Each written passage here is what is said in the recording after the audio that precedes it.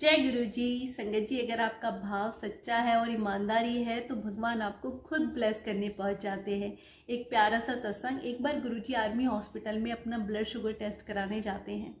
अब जब गुरु जी का ब्लड सैंपल के लिए ले जाया जाता है तो रिपोर्ट आती है टेस्ट के बाद कि 28 काउंट होता है, जो कि नॉर्मल इंसान इतने में सरवाइव कर ही नहीं पाता। लैब टेक्नीशियन हैरान रहता है, वो सोचता है कि मेरे से कोई गलती हुई है।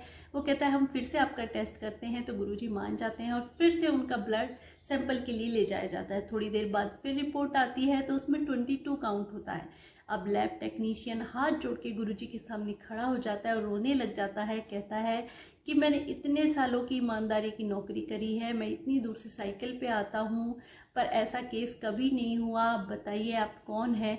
तो संगत जी, गुरुजी मुस्कुराते हैं और कहते हैं, मैं तेनू ही तेरी ईमानदारी और सच्चे भाव के कारण ब्लेस करने आया हूँ।